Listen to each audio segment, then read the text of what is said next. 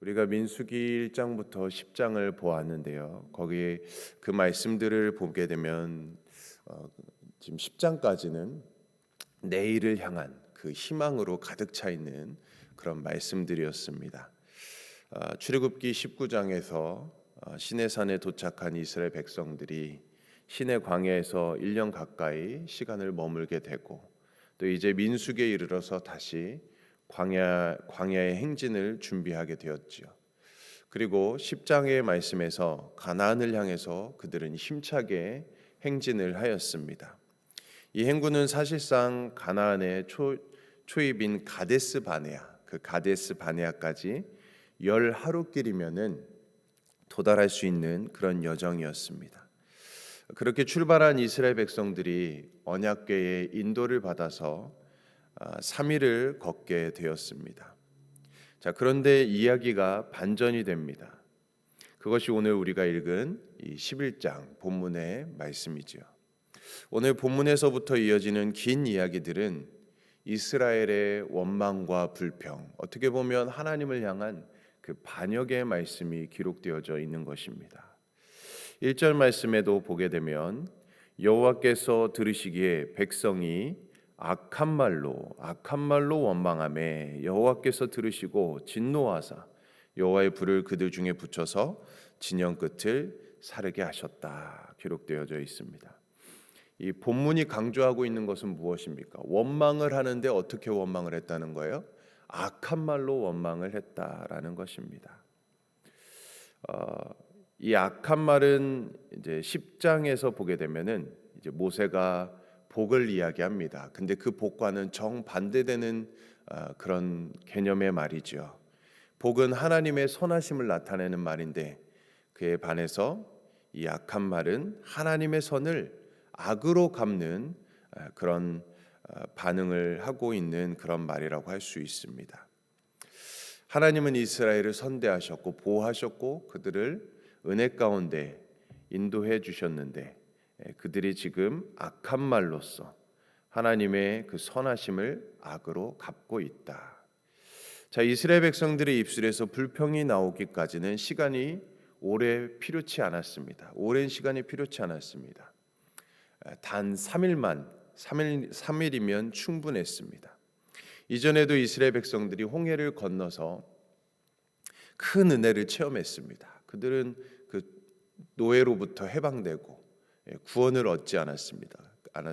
근데 3일 만에 해방되고 3일 만에 마라의 쓴물을 맛보고 마실 물이 없다고 불평했던 그 이스라엘 백성들, 그들이 다시 지금 또 반복해서 불평하고 원망하고 있는 것입니다. 하나님의 구원 역사를 경험한 후에 그들의 입술에서 불평이 튀어나오기까지 3일밖에 걸리지 않았다. 무엇을 이야기하는 것일까요? 어떻게 보면은 이것은 우리의 마음이, 이 사람의 마음이 얼마나 쉽게 하나님의 은혜의 사건들을 잊어버리고 있는지에 대해서 우리는 다시 한번 기억해 볼 수 있는 것이죠. 사람의 기억은 일반적으로 좋은 일을 쉽게 잊어버리곤 합니다. 그리고 나쁜 일은 평생 기억합니다. 그래서 원수를 평생 원망하면서 저주하면서 살아가는 사람들도 있지 않습니까? 그것이 바로 죄인의 기억력이라는 것이죠. 죄인의 기억력. 하지만 우리는 오늘 본문을 통해서 알아야 되는 것이 있습니다. 우리가 하나님의 은혜, 그 신실하심을 기억하는 데 실패하게 된다면 하나님께 반역적인 불순종의 자리로 가는 것은 시간 문제라는 것입니다. 오늘 본문에서 백성들의 불평이 무엇이었는지 기록하고 있지는 않습니다. 아마도 그들이 불편하고 힘든 일을 체험하고 있는 것이겠죠. 마실 물이 없어서 그랬을 수도 있고, 계속 끝도 없이 가야 되는 그런 일정 속에서 그런 힘듦을 그들은 경험했을 것입니다. 그러나 그 불평의 결과 하나님의 진노하심, 이스라엘 진영 끝에 불이 일어나게 됐고 백성들은 두려워서 모세에게 부르짖습니다. 또 모세가 하나님께 기도하게 되자 그 심판의 불은 꺼지게 되었다라는 것입니다. 자, 그래서 그곳의 이름을 뭐라고 지었습니까? 다베라라고 지명을 붙였습니다. 이 다베라의 뜻은 불사름이라는 뜻을 갖고 있습니다. 그 지명을 다베라라는 지역을 생각할 때마다 하나님의 그 불사름을 기억하게 되는 것이죠. 이 다베라의 사건은 앞으로 우리가 보게 되는 이 모든 반역의 사건에 공통적으로 등장하는 요소가 들어 있습니다. 어떤 내용이냐면 먼저 백성들이 하나님 앞에 불평합니다. 원망합니다. 그리고 그 다음에 하나님의 심판이 임하게 되죠. 원망 다음에 불평 다음에 하나님의 심판이 임한다. 그 다음에 모세의 기도로 심판이 멈추게 됩니다. 우리가 기도하면 또 하나님의 이제 심판을 멈추게 해주시죠. 그런데 그 사건을 기억하기 위해서 그 장소에 이름을 붙이게 됩니다. 이런 사건들이 계속 반복된다는 것입니다. 자, 그리고 이어서 기브롯 핫다와에서 사건이 일어나게 되는데 그 내용이 바로 4절과 오늘 본문의 마지막 또 11장의 마지막 35절까지의 내용이 그 내용입니다. 4절 말씀을 읽어드리면 그들 중에 섞여 사는 다른 인종들이 탐욕을 품었습니다. 이스라엘 자손도 다시 울며 이르되 누가 우리에게 고기를 주어 먹게 하랴라고 4절에서 말씀합니다. 자, 이 사건이 우리에게 보여주고자 하는 것은 불평의 전염성을 이야기하고 있습니다.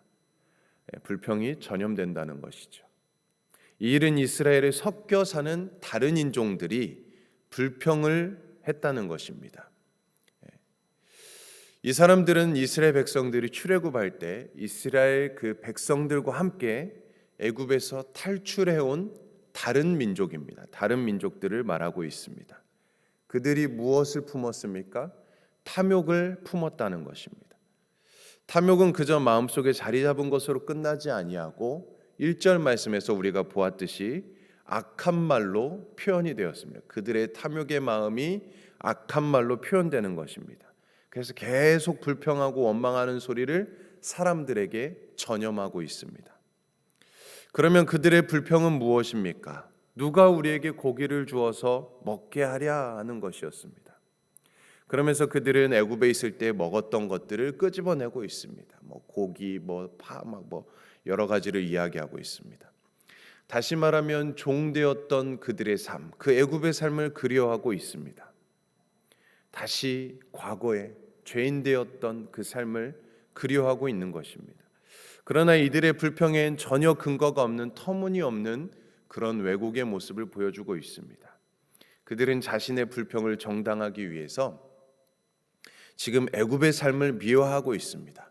왜 사람들이 불평할 때, 누군가의 불평을 이야기할 때 뭔가 사실이 아닌 것을 더 막 왜곡하고 자신의 말로 뭔가를 막 첨가해서 얘기하지 않습니까? 지금 딱 그런 모습을 보여주고 있는 것이죠.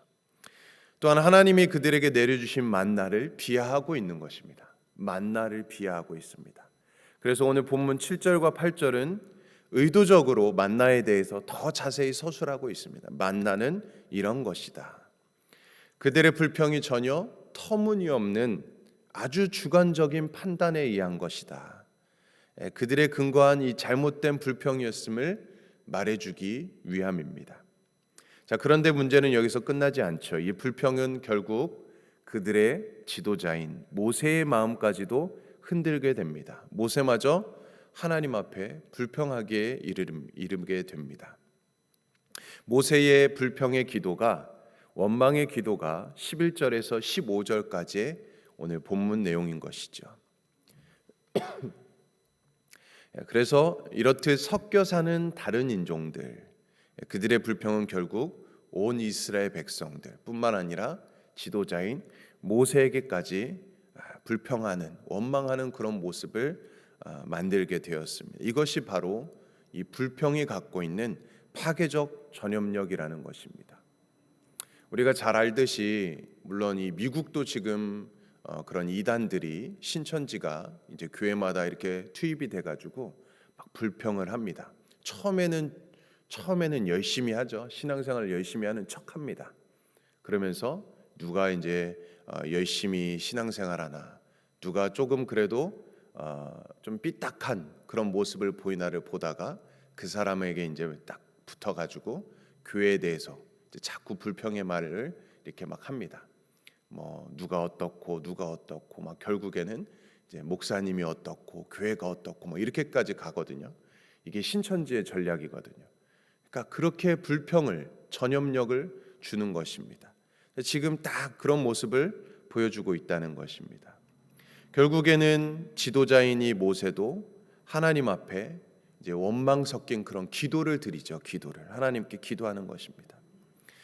그런데 이 모세의 기도에서 우리가 아주 특이한 점 하나를 발견할 수가 있습니다. 이 말씀에 보니까요, 11절에서 15절까지의 말씀의 내용에 보니까 계속 반복하고 있는 것이 있어요. 어떤 것 같습니까? 어떤 내용이 반복되고 있는 것 같습니까? 모세가 나를 지금 주목하고 있는 거예요. 다 보면 내가 나를 다 보면은 나를 가득한 기도를 하고 있다는 것입니다. 초점이 나에게 맞춰져 있다라는 것입니다. 나를 가리키는 말이 한 20번 정도 등장을 하게 되고 있습니다.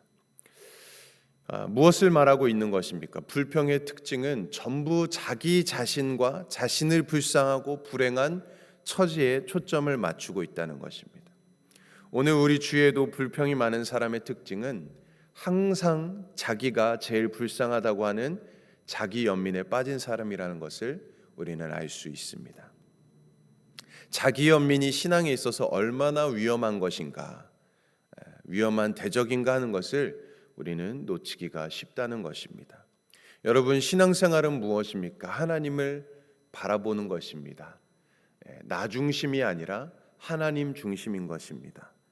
그러나 자기 연민에 빠진 사람은 철저하게 자기가 당하는 고난에 집중합니다. 그래서 하나님이 베푸시는 그 은혜를, 그 능력을 다 잊어버리고 마는 것입니다.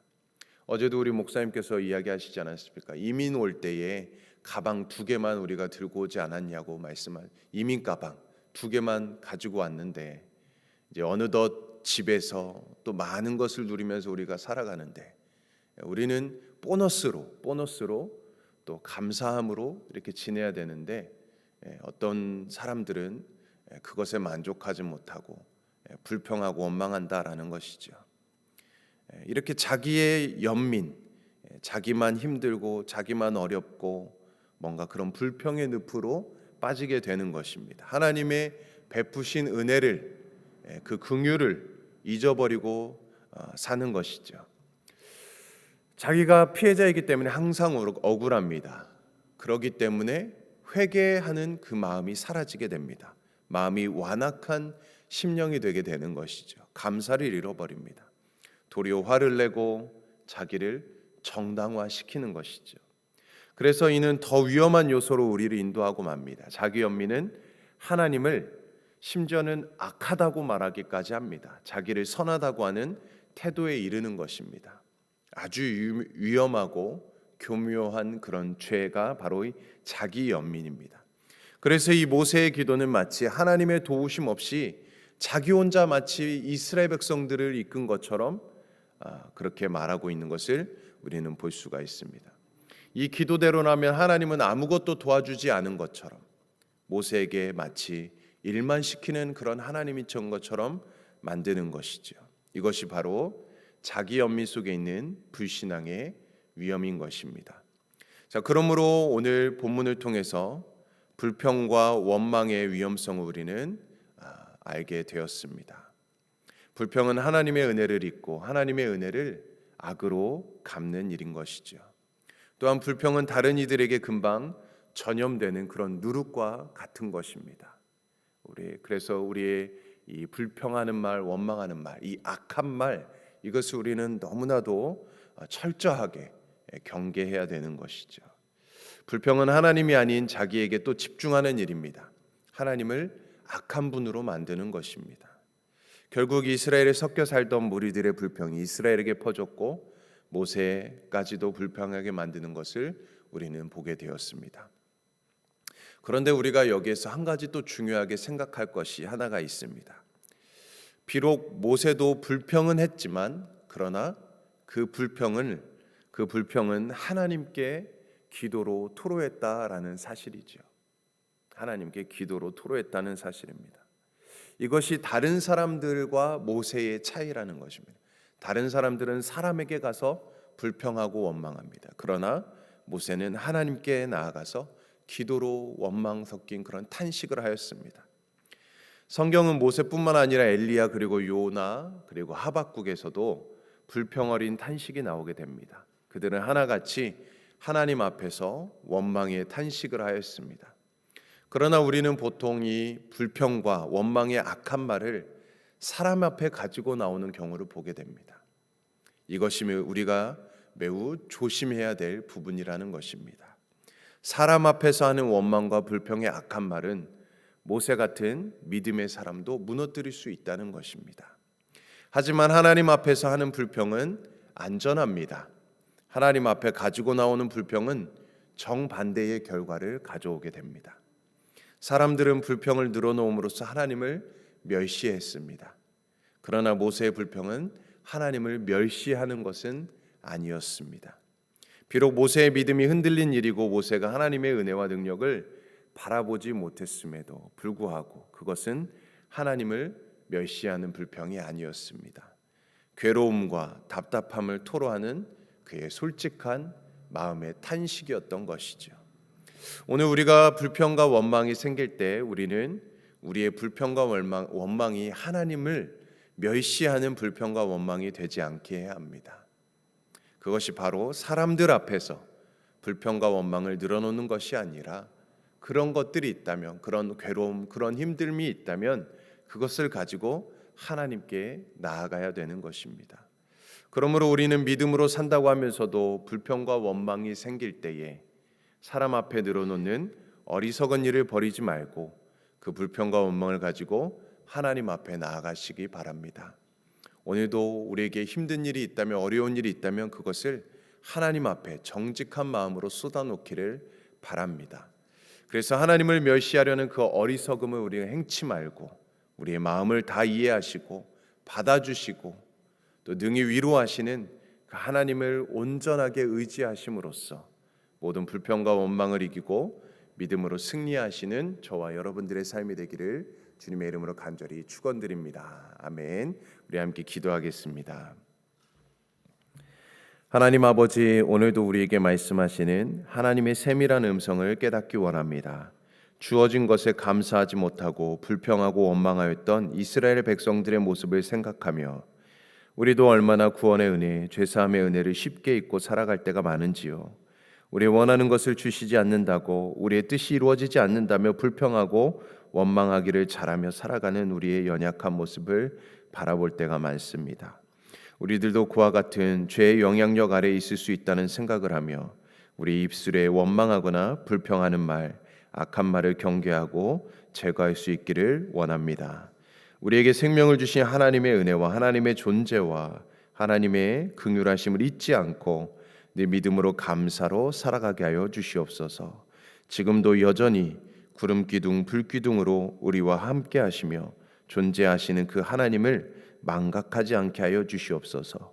더 소유하지 못해, 더 누리지 못해, 더 움켜쥐지 못해서 더 편하고 안락하지 못해 뿜어대는 악한 말로 인해 하나님을 진노케 하는 삶이 되지 않게 하여 주시옵소서.